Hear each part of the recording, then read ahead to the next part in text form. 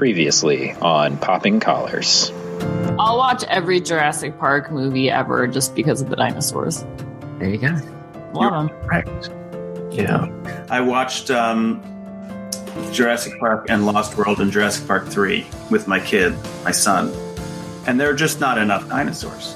There can never be enough dinosaurs. And that's the one thing that you can say about the new ones is because computers can do it for cheap now. There's like plenty. Let's talk more dinosaurs. More dinosaurs. Give me more dinosaurs. Dinosaurs eating other dinosaurs. That's what I want. They're having all these scenes and they're walking through the jungle and they're talking. Not Jeff Goldblum There are no again. dinosaurs.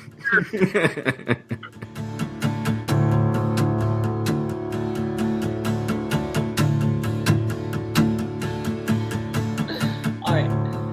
Welcome to Popping Collars, the podcast that lives at the intersection of religion and pop culture. I'm Liz Easton. I'm coming to you from Omaha, Nebraska with my co-host Betsy Gonzalez in Alexandria, Virginia. Betsy, what are you up to? Oh, Liz, it's almost exam week, Liz. We are so close to the finish line here at Episcopal High School where I serve as a chaplain. We had our final Vespers service tonight. Everybody in the chapel, senior speaker, alum speaker, children's choir. It was awesome. It could have been about 10 degrees cooler, though.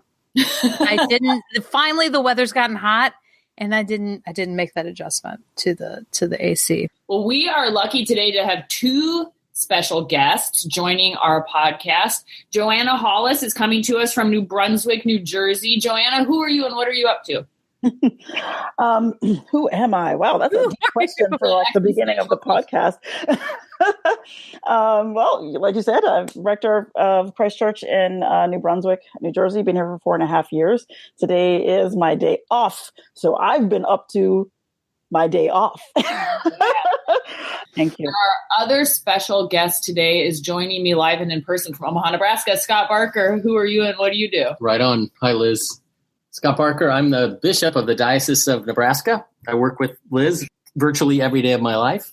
And poor guy. I know the cross I bear. I spent the weekend in Memphis, Tennessee, seeing my great nephew graduate from high school. And this week around this office, we're preparing for our annual Western residency, where we take a week-long trip to Nebraska and spend time. And I want to clarify that you were at your wonderful nephew's graduation, not your great nephew. Oh, yes, correct. Because that would be. I was trying to do some math there, and I was a little confused. Well, he is great. There was maybe a little bit of ambiguity there. I mean, Scott, I feel like your presence has been in the background of this podcast. You know, Liz's boss. Over time, like it's great to finally have you on. I should have led with, I'm a huge Popping Collars fan, about which I have little choice because we always listen in the truck when Cannon Easton and I are on the road. So there you go. Nice. It's true. Nice. Well, today we are recording episode 83 of Popping Collars, which is hard to believe. We're slowly coming to that 100th episode.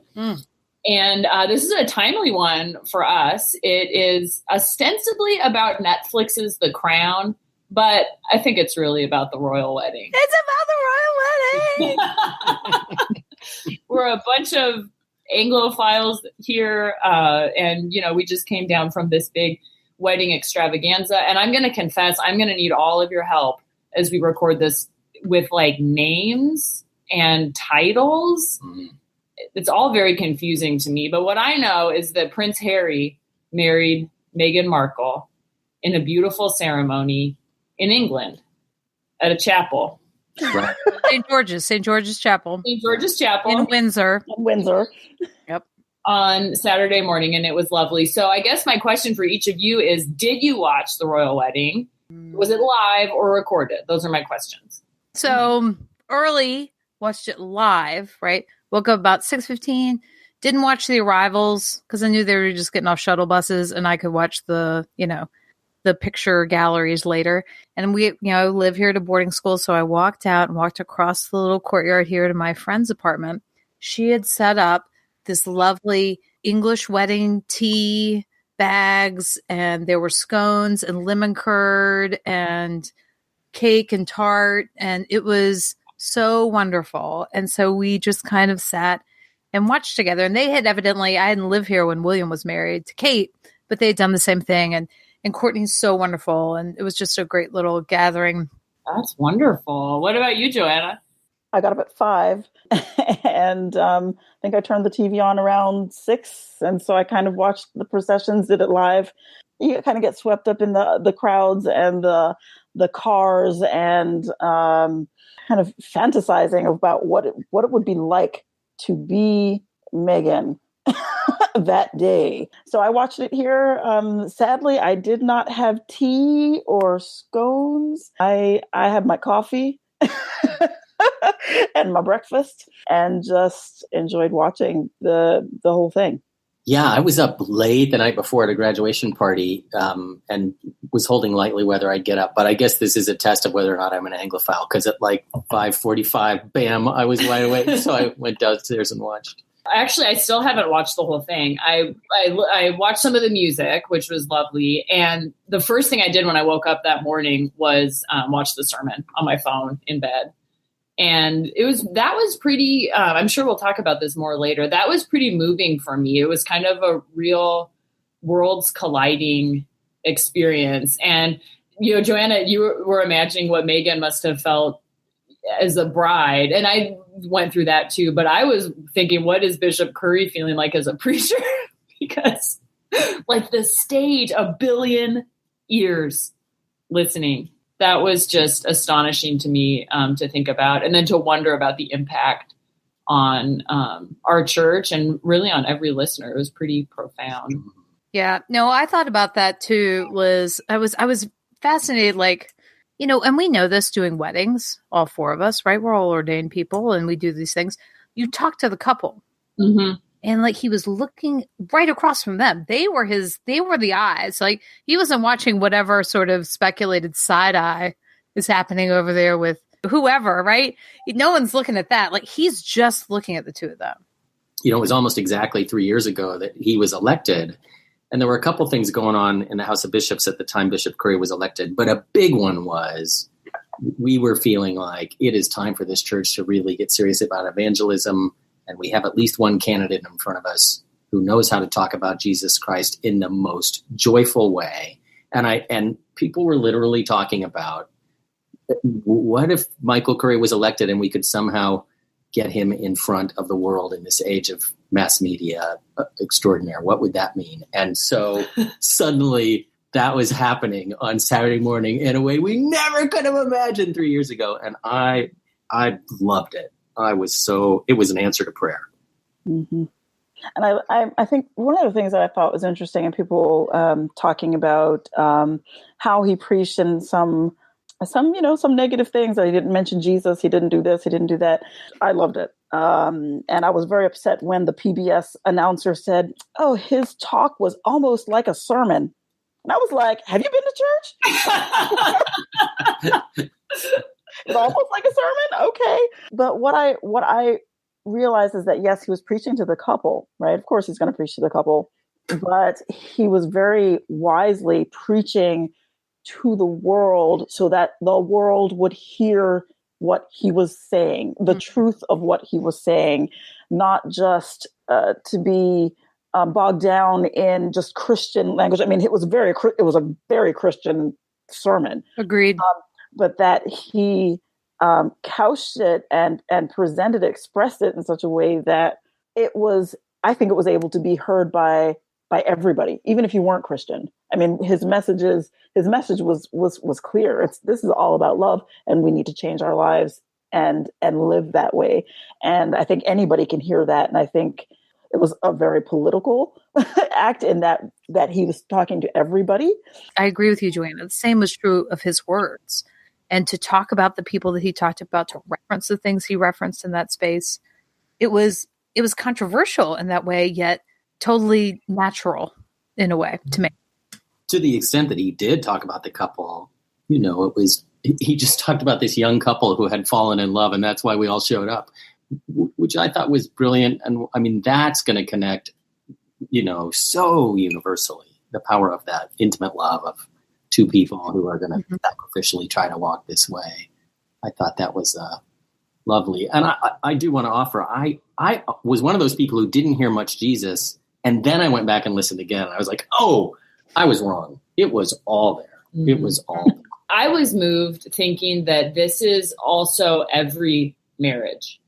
Like there's something special that the eyes of the world are on it. But in every marriage, in every union of people in the sacrament of marriage, that incredible world-changing force is being embodied in that sacrament of love. It was a reminder of every wedding that I've officiated at, every wedding that I've done, every marriage that is lived into, and the people in my community, whose love is transformative and does transform the world around them.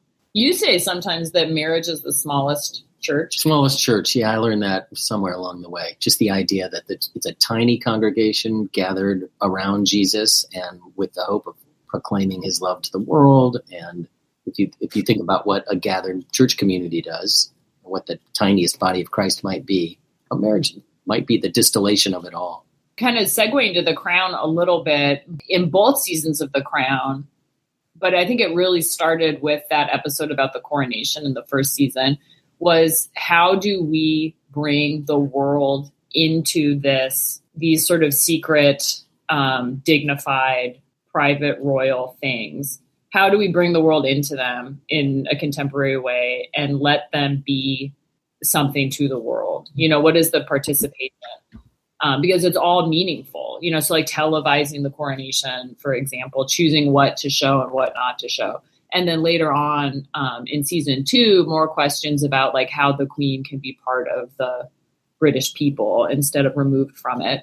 And I thought that this wedding was a beautiful example of them doing just that. Like, and I think all of us who work with couples in preparing for marriage, you want the service to represent them. But I think that the choice of Bishop Curry to be the preacher was one of those choices that they made. They were saying something profound with all of the choices that they made. There's a lot of commentary in the kind of Black social media world about this. I mean, some people are just like, we don't care about this. Mm-hmm. We've had royalty in Africa since the beginning of time. What is new about this kind of thing, which I appreciate too. One of the things that I really appreciated about this and read about online was this idea that this was Meghan's opportunity to show the world that yes, she actually is Black. Yeah. There was her mom. Yep. And when I saw her mom come out of the car, and I mean, I knew her mom was Black, but when I saw her mom come out of the car, I was like, she has locks. Yep. And I'm like, yeah, I mean, people can't see me. I have locks. So it's like, she has locks. And I was like, there's a woman with dreadlocks in St. George's Chapel in Windsor. And a nose ring. And then it just kept going. Then there was Bishop Curry preaching. And then there was this gospel choir. And then there was this cellist that came on. And then it was her, the Queen's chaplain. And for me, it was like, this is the most melanin this chapel has ever seen in its entire existence. For me, as a Black person, as a person of color, as someone who grew up in the Church of England, in a colony, one of the British colonies, it was so refreshing, quite frankly, to see how uncomfortable the royals were with all of that was happening around them. I was like, yes, now you know how uncomfortable it is for us 99.9% of the time. It was for me just a triumph, quite frankly, for people of color, people of African descent to have such important roles in that ceremony. They were suppressing snickers because they were uncomfortable. They were side-eyeing because they were uncomfortable. And every one of us who's a preacher knows that feeling. Like, we know that look. We've all seen it from the pulpit. Yes, that's exactly what was happening. And I think, Joanna, that's a beautiful thing. It is a beautiful thing, because that's exactly what we're called to do, right? As Christians, is to move out of those places where we're sitting all comfy and to get uncomfortable. I mean, that's what our call is, to get uncomfortable, to do this work that we're called to do. So I would have been super disappointed if Bishop Curry hadn't shown up and been himself. Super disappointed about that. I mean, and that the whole service that they designed provoked emotion. I mean, that Harry got emotional during Guide Me, O Thy Great Redeemer, which was sung at his mother's funeral. Like, they made intentional choices in both the contemporary and not contemporary to really have this be a liturgy that was alive. I wonder, this might actually be a controversial question for some Episcopalians. It's not for me. Get ready. But the listeners, beware. My question is this: why do we care? And we do. I mean, the whole world, it was one of those rare moments, like a solar eclipse, where the whole world is looking in one direction. And moments like that are so powerful. And there's a collective like humanity that's really beautiful. And this couple capitalized on that in a really, I think, faithful, like truly faith-filled way. So that was great. But also with a huge pocketbook, and they could get all the free range elderflower, whatever they wanted, because there's no limit on the money. Like, I just want to say that too. Like, I'm very glad that everything was so, I mean, down to the electric Jaguar that they drove to the reception as like a couple out of James Bond. Thoughtful, but with a big pocketbook. Yes. Right. But why do we care? Why do we care? Do we care? Liz. Like, I'm not interested in royalty much 99% of the time, though I acknowledge it's a very real thing, right? Though there's still real power there. There's incredible wealth. There's all the sexiness of the fame. Where I'm interested in royalty is where it meets just plain old humanity. And that's why The Crown's so cool, because we're behind the scenes seeing Elizabeth, become her full human self and an extraordinary woman. And same when the royals get married, well, suddenly there's real emotion, there's real love, there's a commitment we can all understand. Now, that to me is kind of attractive and appealing, and I want to wonder about that. Way less interested, the other 900 days of any given 3-year period. I think for me, it's like, obviously one of the things Bishop Curry speaking was a big draw, obviously, for me. But for me, really, this round, 'cause I don't know if I watched when Kate and William got married. I don't really remember. I think this is the first time I've watched something from like kind of the beginning to the end.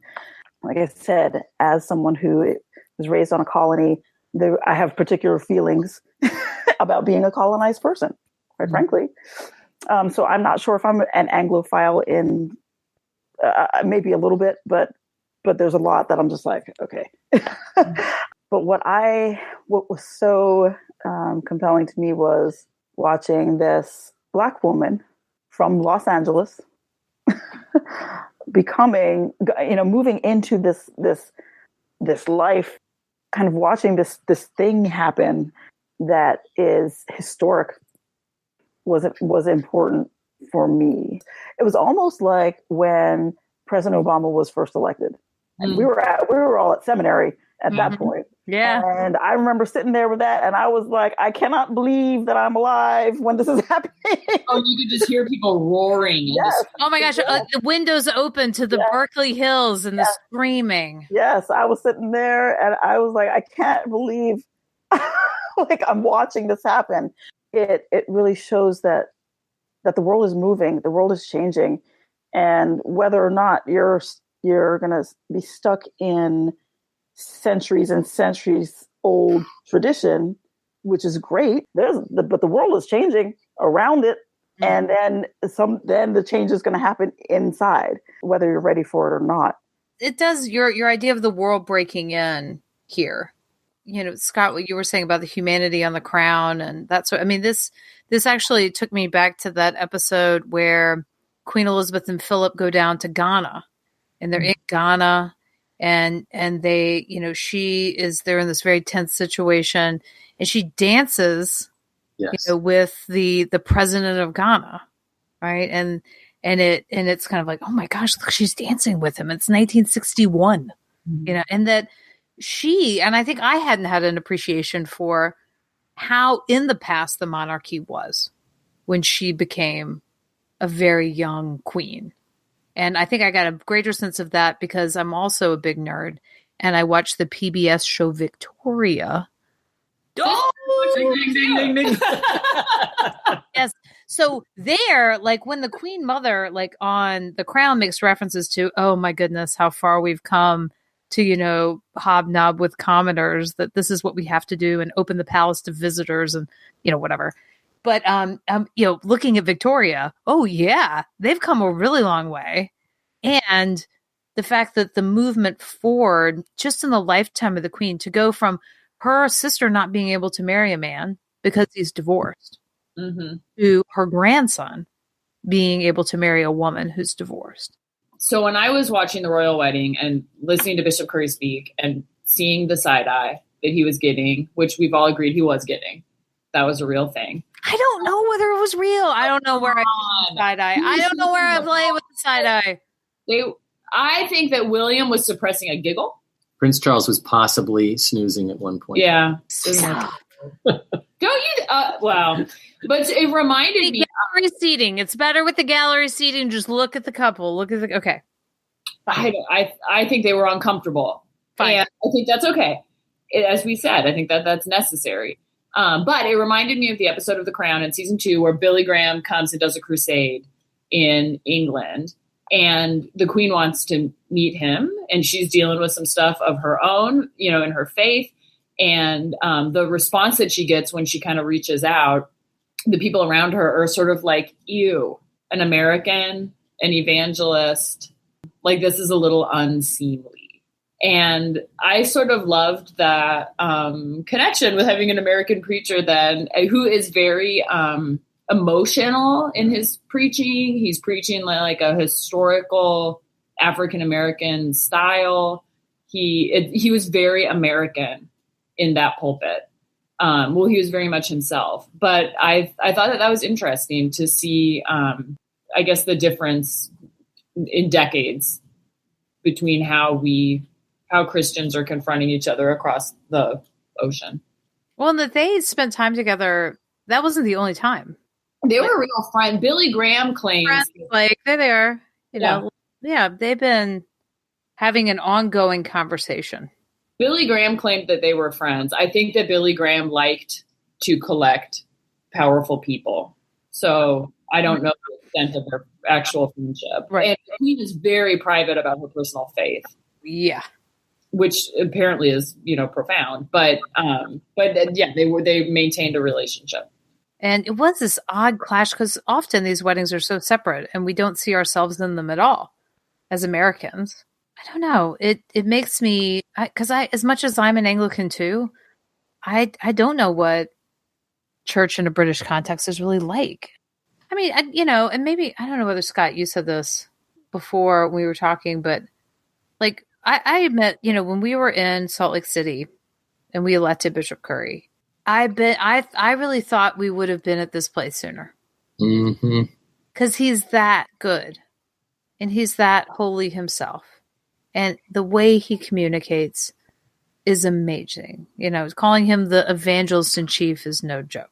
I thought, you turn the national stage on this guy, and wow, the messages that he can communicate to people. I can't wait. I'm glad the social media outpouring of people saying, "Oh, wow, that's what church can look like." The question, this is great, and the question to me is whether Bishop Curry is now going to be able to get the cameras to turn back to what he's actually been doing for the last 3 years, which is showing up everywhere there's been profound suffering all over the U.S. and every place the Episcopal Church touches, and at the forefront of all kinds of social justice issues that touch on the teachings of Jesus. Like he's been doing the real work. It is both wonderful and a little bit frustrating that it took this weird one-off event to finally draw the attention of the world to his incredible ministry. But maybe now that he's on the radar of the larger world, he can more effectively lead in the spotlight.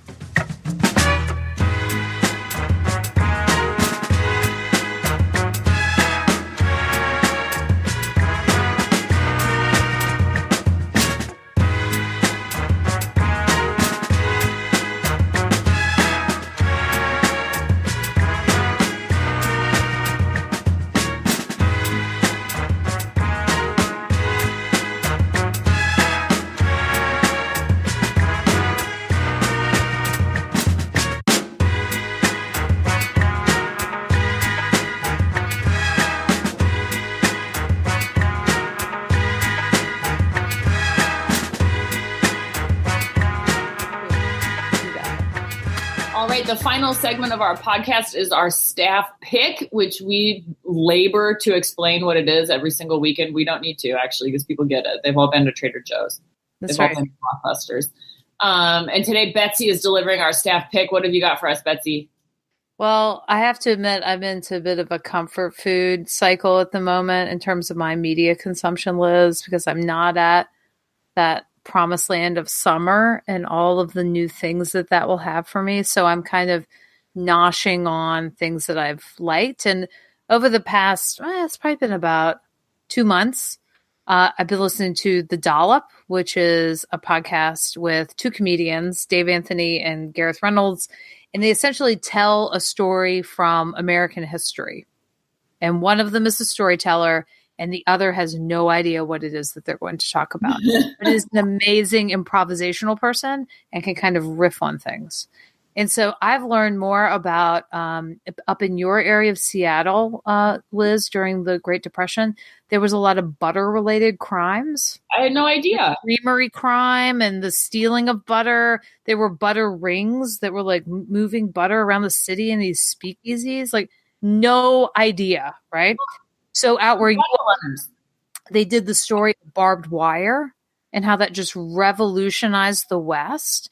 And barbed wire out here. Right. It was like all these people who were actually putting up barbed wire and trying to have farms and own land. They were all called monopolists. The monopolists, they're just trying to take this country of its free range and the animals, and it's awful. And let's be fence cutters. So there were these renegade fence cutters that would cut fences and take things down and and the way they tell the stories, they are sometimes not appropriate. But the little things I've learned about just historical elements and time periods, I think it's actually given me some, maybe hope is the wrong word, but when they talk about these times in history when things have been difficult politically and we've had very interesting characters in office, and you actually see that it's not like where we are is incredibly unique in terms of where we are politically in our country at the moment. And it gives me some glimpse of cycles and how they move and what people can do in the face of things that they might not be as excited about. So it's like my favorite murder for history. Yes. I love it. And so I'll then be going up to all the history teachers that I work with here at school. And I'm like, did you listen to the episode about, anyway, but it makes me feel smarter while at the same time I laugh. So, awesome. I'm going to download it. Thank you. Recommend.